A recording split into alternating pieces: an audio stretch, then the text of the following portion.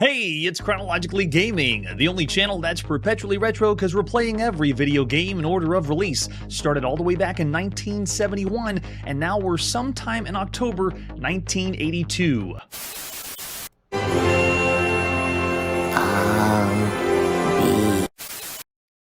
And now it's time to go back to the United Kingdom to play Castle of Riddles. That's right, we couldn't get it to load last time, but Peter Kilworth won't get the best of me. Let's pop in and play Castle of Riddles, or slide the cassette in and play Castle of Riddles.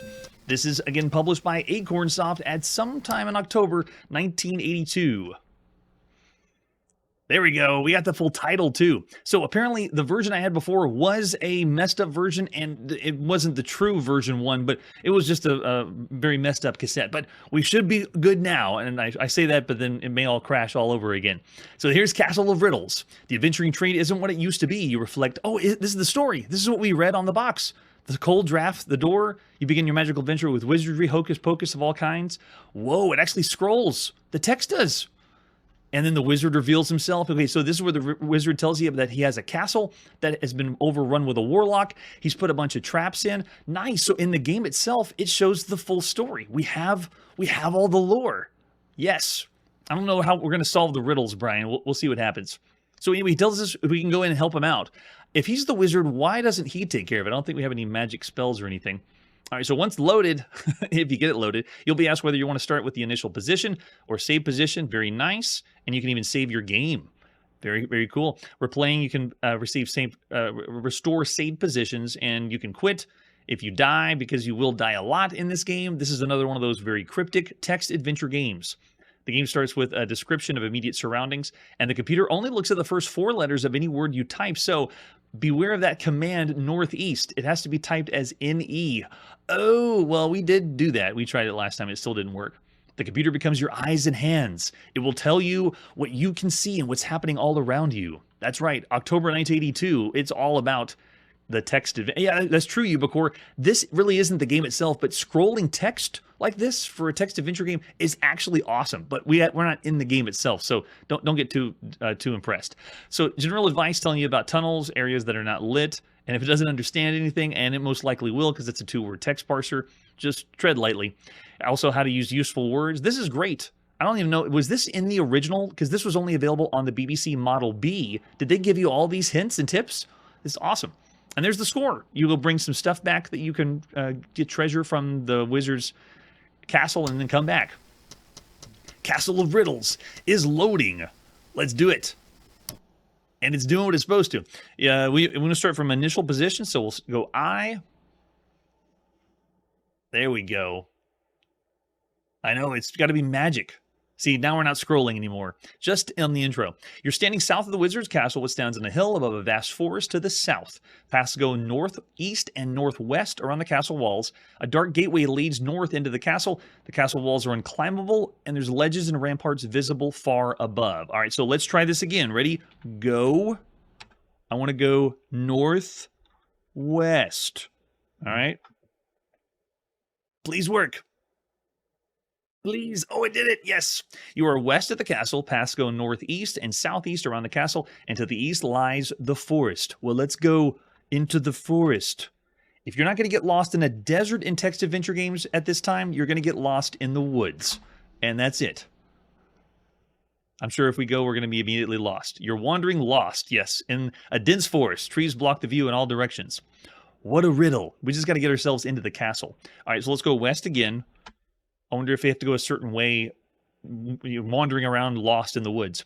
You're at a bald spot in the forest. The view is mountainous, consisting of trees. There's a large gold coin here. Sweet. Let's go ahead and get coin. Does it understand get? There's some games we play that only understand take. Yes, it does. It works. And Ubicore, we might try go up, and we might try go door. We'll see. After we get the coin, let's go ahead and head back east. What are we going to use a coin for? Maybe we'll buy something from the warlock. You're wandering lost in the dense forest, so let's go ahead and head up now. Up that tree, just like Ubicore said. Have you done this one before? You're perched precariously at the top of a tree. You can see the castle from here. You lucky thing. I don't think any games ever called us, you lucky thing, you. All right, we're at the top of the tree. Let's go ahead and go down now. Why do we go up then? All right, we'll go back down. And we're back south of the castle. All right, let's go northwest. Keep following that path. Around the castle. Yep, we're west of the castle. Back again. Let's go northeast. And at this point, you would be drawing the map on your either grid paper or paper yourself. You find yourself north of the castle. Paths go southeast and southwest around the castle. There's a small hole south into the castle wall. To the north lies the forest. The other thing to consider, too, is the game is called Castle of Riddles, and at this time and later, they're still going to say the game's so challenging, you'll never figure it out. So you buckle down and you get your grid paper and you write all the notes, and you got to figure this game out, because no game's going to get the best of you. That's how you would feel right now. That's right, you lucky thing, you. All right, so north of us lies the forest. Let's not go back there. Let's go ahead, and we should see... We have this small hole, so let's go ahead and go south. I don't know how that sends us into the small hole, but sure. Yes, we're in the cubby hole in the castle wall. The only exit's back the way you came. There's a small battery lamp here. There's always a lamp. And maybe we... See, I'm not even considering this an adventure or colossal cave type variant. But, I mean, it's really close. It's got a lamp. There's just too many games that are close to adventure or colossal cave. All right, so let's go ahead and take lamp. Let's do a different verb. Not the lampo. There we go. Took the lamp. Very nice. All right, let's go ahead and head north. And then it just says, okay. Do we go north? I don't know. We're north. Can we look? What's north? Is it just north of the castle? There. Oh, we got more description when we said, look. You find yourself north of the castle. Paths go southeast and southwest around the castle. There's a small hole. Okay, so it's back where we... After we got in, I guess we just got in the hole and then got out, and then we're back. On the with the lamp. Okay, so let's go ahead and turn the lamp off. The lamp's already off. All right, fine. Let's go ahead and go north. Okay, let's keep going north. Is there a portcullis? You're wandering in a dense forest. Uh-oh, no, go back south. We don't want to be lost in the forest. Oh, really, Ubakor? You have played this one. You'll help us solve all the riddles. All right, so let's go ahead and go southeast. Got to go around. Oh, no, we're back in the forest. No, go southwest then. Great idea, Chiptune. Then there won't be any riddles. Uh-oh, now we're really lost in the forest. Go back east. Is all cardinal directions working to keep us lost in the forest? Oh, man, we really are lost. Can we go east again? Oh no, we did it. We've made ourselves lost in the woods. Oh, we're back in the bald spot. Okay, good. So we can get our way back from here. After the bald spot, then we go where the coin was. All right, let's go ahead and go east now. Because this is where the coin was. And now we can go up the tree so we can see how to get out of the forest. That's why you climb the tree. Ah, yes. And we can see the castle. And that's why we can get ourselves out of the woods. Do you have to climb up the tree every time you want to get out of the woods? All right, let's go ahead and go northwest, because now we saw where the castle was. Otherwise, we'd be wandering in the woods, I guess, every time. All right, go northeast. Let's keep making our way around the castle. And then there we go. So let's go ahead and go north now. No, we're lost in the woods again. No, go south. I don't want to go there. How about we go... Oh, we're lost in the... So when you get lost in the woods, you can't get out until you climb the tree to see the castle. Yes, Manly, we should burn the forest. Burn it to the ground. I already mentioned this when we had talked about it the last time we were playing. This is just like Peter Kilworth's other game, Philosopher's Quest. It is very, very difficult. Now, even with a walkthrough, like I'm following step by step, you still can get lost in the woods. Now, this is just one of the puzzles, by the way, too. There is way more to this game where there's cryptic answers to puzzles or ways to get out. It's even crazier than Brian Fargo's Demon's Forge. Like, that was difficult. This is a whole new level. This is United Kingdom text adventure game. So, you know what I'm going to do? I'm just going to go ahead and we'll go ahead and pause there and say that's the taste. I don't want I don't want to go too much deeper because it's crazy hard, and I just wanted to show a little bit of what the game was, and also so we don't have to mark this broken. We can say we actually have played Castle of Riddles. So of all the games you could be playing right now across all home computers, it is very similar to other text adventure games or Colossal Cave style games, but with that brutal difficulty. And because of that, I'm not going to say it's just average. I'm going to say Castle of Riddles is a 2.5-star game of all the games you could play. Just think of every text adventure or adventure game. It's on the lower end of the average, but there are better adventure games you could play. Man, imagine how long it would take you to figure all those things out. All right, and with that, let's see what our next game is. Our next game is on the Apple II. This is Close Assault. Not Close Assault, Close Assault. Here's the box for Close Assault. It is the latest by Avalon Hill Game Company. And this game is based on the board game that Avalon Hill is popular for doing board games, now in video game form. Sort of. Front of the box shows us it's going to be a giant, massive war game, strategy game. Yeah, there we go. Oh, I look over in the chat. Yeah, Manly's with me. 2.5. Too much force. Nice. Oh, and I see some 3 stars anyway. Despite the difficulty, yeah, saying just average for all the titles. Definitely. All right, we flip it over in the back. Yeah, it looks like every other Avalon Hill or microcomputer games that we played so far. Microcomputer Games has done most of the games that they've done. This is the 53rd game we've seen by Microcomputer Games. And this is the 60th game by Avalon Hill, or published by Avalon Hill. And the majority of the titles we say, when we say all the games so far, it means all the ports too. So 60 games that they've done, and that means across, all other computers and systems. All right, so if you look at the back of the box, it has some symbols, and we're going to go through that later. There's the cassette tape to play, the map that you're going to need, and then the symbols, because you actually put pieces down on a physical board. That's right, it's a board game / video game. No problem, Curtis. All right, so let's go ahead and look at other artwork we have for Close Assault.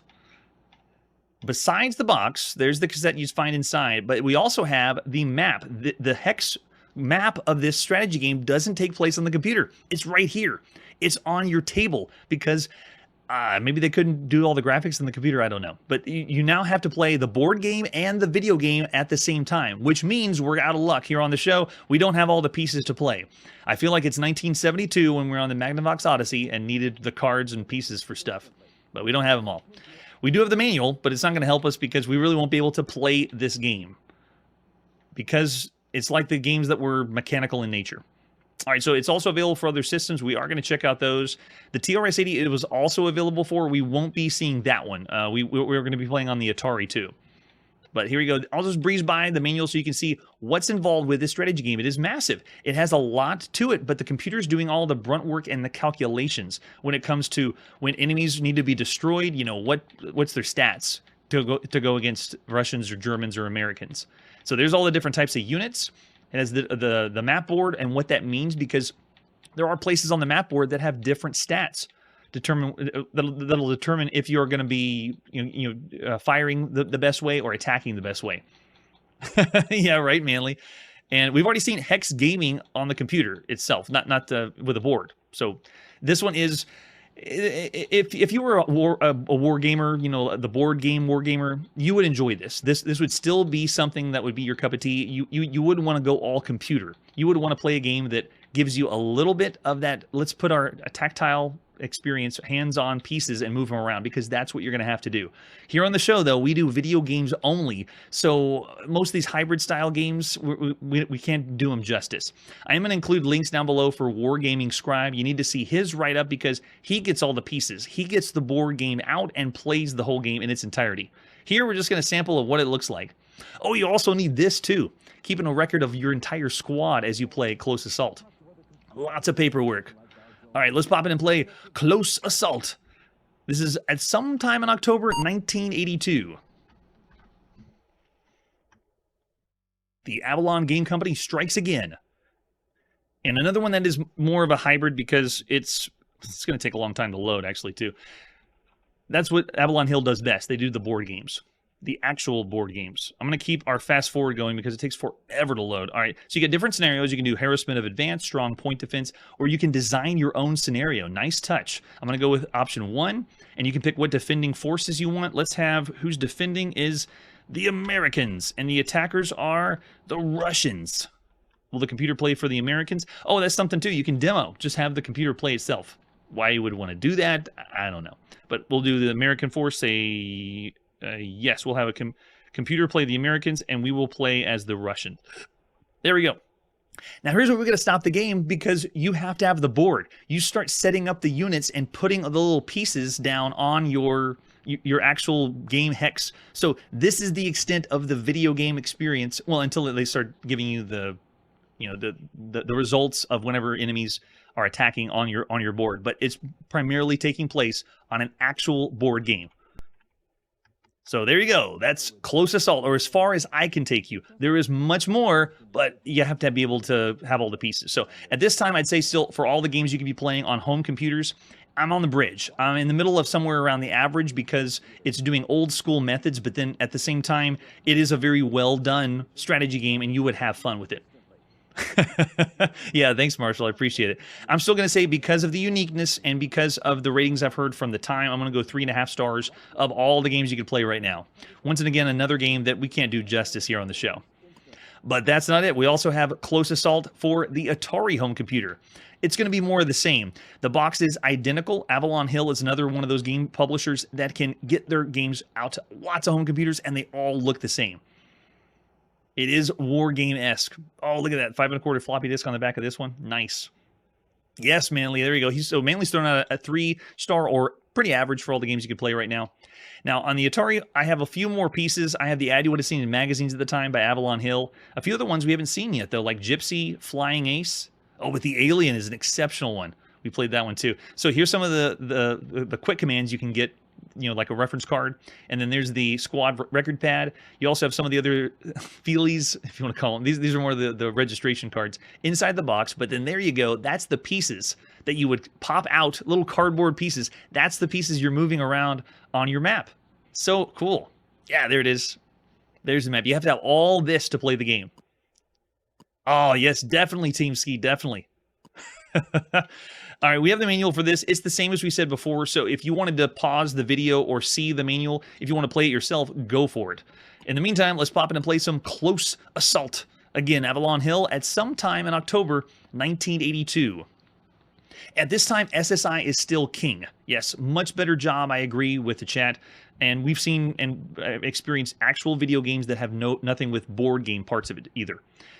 Not that I'm slotting board games as lower. No. They're still fun too. All right, so here we go. We can pick different ones. Let's go with strong point of defense. Defending force. This time let's pick the Germans. Defending against the Russians. Why not?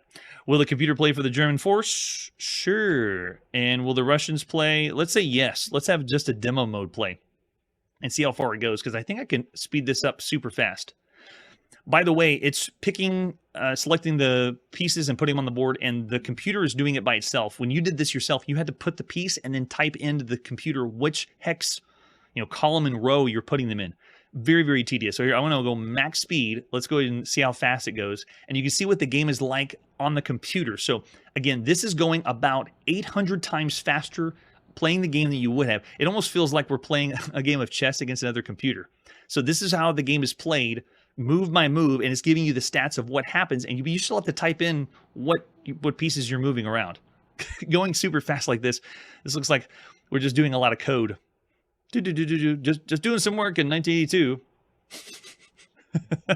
Oh, yes, Team Ski. We haven't seen that one yet. That should be coming up at some point. All right, so there you go. Close Assault, not really the best way we could do justice of all the games you could play, but still going to say for this time, 3.5 stars for Close Assault. Of all the games you could play across all systems, or all computers, I mean. All right, after that, let's see what is next. All right, next is the TRS-80. Let's play some Coco-terrestrial. Not familiar with Coco-terrestrial. Let's check it out together. This one doesn't have a lot of info, just a few screenshots. So I'm going to pop in and play some Coco-terrestrial. All we have is screenshot. This is by T&D subscription software at some time in October 1982. How do we load this one? This marks our 143rd game we've played on the TRS-80 color computer. Oh, it's basic. Okay.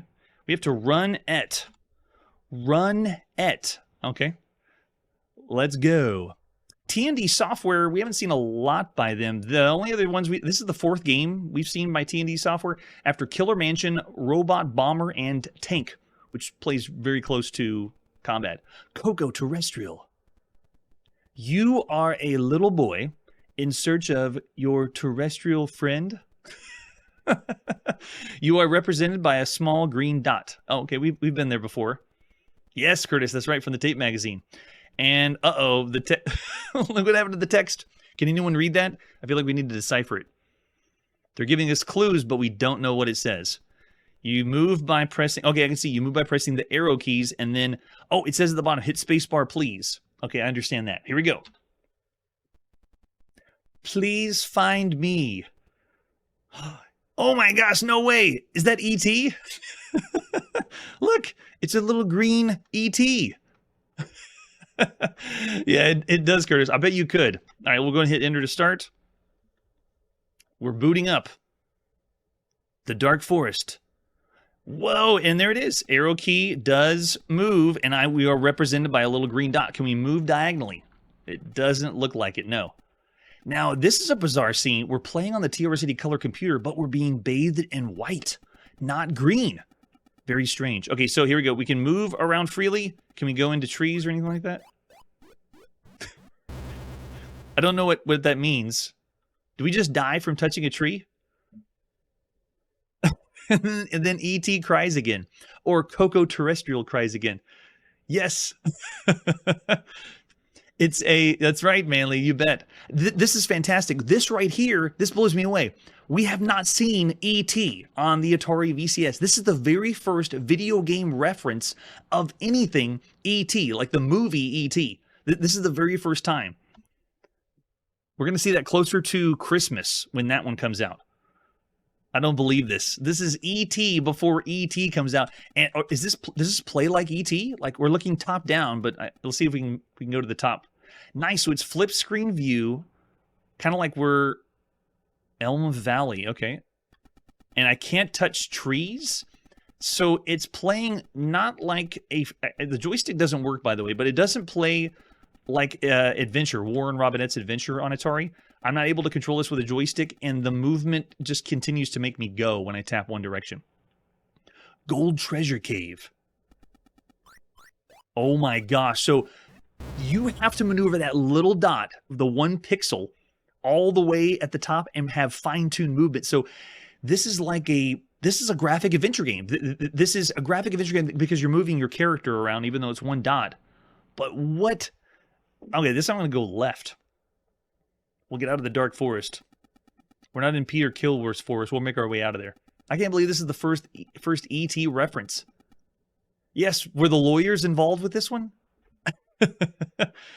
Yeah, I don't think it had to have been made for kids, but it's very difficult.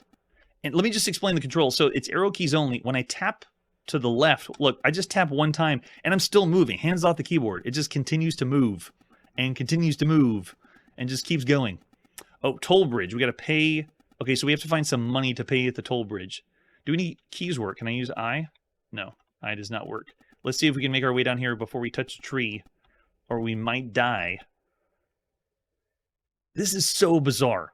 This is crazy. That this is because it's an adventure game. It's not action. There's no action involved. Oh, it says dead end, but then it has ... What does that mean? Can we touch the houses? I mean, I'll touch a house and see what happens. Beware of goblins. I don't remember goblins in the movie. Oh, that it? Oh, so when you touch a house, it's like a NPC telling you 1 line of text for help. This is awesome. Yeah, we got to find the money to pay the troll. No one's home at that house. Okay. And I wonder if they give us hints or help, or we got to go find money somewhere. Now, we're not going to get a long showcase of this game, but I'm so intrigued because it doesn't play like E.T. that's going to come out later on the Atari home computer. But you got to admit, this is freaky that it's an E.T. game before E.T. and it's on the Coco, but it's done in a way. Oh, stop! I got to time this right. There we go, nice and easy. Don't touch any trees. And it looks like the color of the Coco, but it's not a lot of green on here. That's true. I was taking pieces of the house with me, right? All right, Pine Cove, nice. So bizarre. We played a few other games like this, like a graphic adventure game where it's not just a single picture and then you have the text adventure that's hidden behind it. This one is you're actually moving around as the character. Like I'm able to freely move my dot character. And it has, I might have puzzles. I don't even know if it has inventory. Oh, but I love this. This is great. I love uncovering games like this because while we only get a quick showcase of things like this on the show, I would love to just dive and see what this is about. Like, how long is this game? What kind of puzzles are in this? Do we eventually? Oh no, the treasure cave. Wait, we're on the. It took a piece of pixel out. We have to enter the treasure cave at the right pixel. Otherwise, look, it's going to stick us. I don't know if you can see that we're like a single pixel. Probably going to die again. Here, I'll just move myself down. Easy. Okay, that should be it. Maybe that's pixel perfect accuracy. Do we make it? We did! I don't know. I don't know how I did that on the live show, but I made it. Now, can we get to the treasure cave? Ready and stop. No. 1 pixel off. Ready and stop. Got it. Go. Oh, yes. Now, do we go big or go home? Do we go for the big pot of gold? Yes, we are. We can't miss a step. Yes. We did it. Oh, is it fool's gold? They tricked us. It's like a Peter Kilworth trick. Can we go back down? No, we go back down and touch the walls. Oh, man, I don't believe it. And then E.T. cries because we never found him. I think that's fitting. Let's leave it there that we never found Coco-terrestrial. What a wild ride that one was. All right, so it is unique because there's not a whole lot of true graphic adventure games out there. This one is the 10th, like real graphic adventure game, not just a text adventure with pictures. So I'm going to say, because of how rare it is, it's still around the average range, but this could be an extremely short game. I'm going to say 3 stars, but because it's E.T. before E.T., I kind of want to say 3.5 of all the games you could play on a home computer. Yes, that's true, Manly. It's not Smurfs. It's not going to get that platform treatment like Smurfs did. So there you go, Coco-terrestrial. I'm looking over the chat. I see mostly averages as well. If you were a fan of the movie, and most people were, especially if you were younger kids, you would have had a blast playing this. So much fun. All right, with that, let's press forward and see our next game. It's more action on the Coco. This is Colorpede. Colorpede's another one we don't have a lot of artwork for. At least we have an advertisement flyer that you would have seen. An exciting new game from the company that's setting the standards. Colorful, high-scoring, fast action play, high-quality sound effects. Why am I reading this? Intracolor Communications. Maybe we should just check it out in big screen.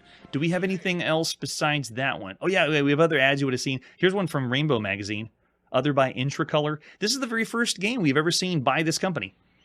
What's it going to be like to play Colorpede?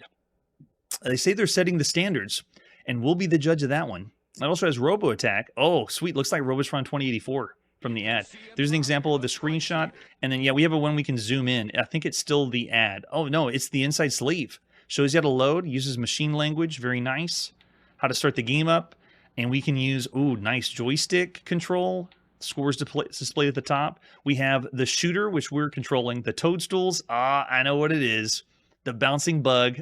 Yes, Manly, another bug game. Add that to the tally.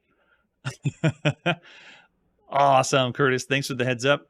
And then you can see Colorpede, which is the Centipede. Wink, wink. And we have the beetle and the stinger.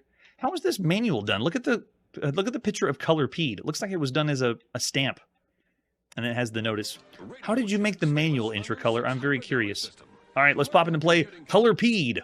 It's by David W. Clark. First time by Intracolor Communications at sometime in October 1982. All All right, so I don't remember the name of it, but it did say it was machine language, right? Yeah, and this is the very first game we've seen by David W. Clark, too. Welcome to the show. There you go. Got to do some typing when you play computer games in 1982. And I know what we're going to get ourselves into. I'm ready. Yes, there it is. Look at this. Wow, bask in that. It honestly doesn't look like a Coco game. It looks so close to Centipede. Very well done. It's amazing. Yeah, Marshall, it's going to be a bug hunt. All right, so obviously this is Centipede again. Ladies and gentlemen, this is the 26th game we played on the show that's been a Centipede variant. 26 other games that play just like Centipede that are out there. All right, let's push a button and go in. Yes. All right, one player's up. Nice. We got a death. Oh, it went to two-player. Okay, we'll use two-player. Ooh, so this one uses those analog joysticks of the Coco, so we have a different experience whenever you're playing. The character kind of feels, I would say, pretty good because the analog controls work well since Centipede was done first with trackball. Yeah. Now this looks and plays the part. Oh, it changes the colors too. Look at that. The sound effects though, the sound is so quiet. It feels like the sound is muted, but I have it the same volume we've had before when we played the other Coco games. Yeah, I'm doing the cheese way where you just, hold the button down. And we do have a little bit of freedom. You can see I was just moving left and right, but we can move around like we did with most of the other Centipede style games. Yeah, awesome. Is it only two colors though? Oh, mouse too. Nice. Oh, that's true. Yeah, the trackball was available for. Could you get a trackball for your Coco right now, or is that something you got later? But this is a great Centipede. This is just classic. It plays very, very well. Yeah, so it's just the two colors. Thanks, Curtis. Uh-oh. And the only thing I think we're missing... have you seen the scorpion yet? Because we got the spider. I see the fleas coming down. The fleas are so nice. They're very slow in this game. Now, when I say we played 26 games that play like Centipede, that's not counting the official Centipede games that are out there. Those are still out there as well. And at this time, you can play a lot of really good Centipede-style games on home computers. So there's some competition, of course, but some of the best, in my opinion, for other Centipede-like games that would be really, really good, like the top ones, is Bug Attack on the Apple II, or Grid Runner. That was on a few different systems. Mega Legs on the Atari home computer. Nightcrawler was on the Commodore VIC-20. That's a really good one. And Photar on the Apple II. Yeah, but you got to admit, the control on this is awesome. And it's just very smooth, very smooth. Another really good one was Video Vermin on the Commodore VIC-20. Then Viper also was the one that allowed you to shoot in both directions. It wasn't like classic Centipede. It had a different element to it. And that was on the Atari home computer. And then Arachnoid was another good one. All of these are bug-based, so if you're keeping track manually, they're all really good Centipede-like games. And then we also played Bug Battle on the Apple II. Bug Attack and Bug Battle all are very good Centipede-like games. This one looks so much like the arcade. You can't deny how good it is. Even though I died. Oh, yes. No, nice, Curtis. Top 2. That's awesome. Yeah, the analog joystick is what puts this higher or well done compared to the other games we played.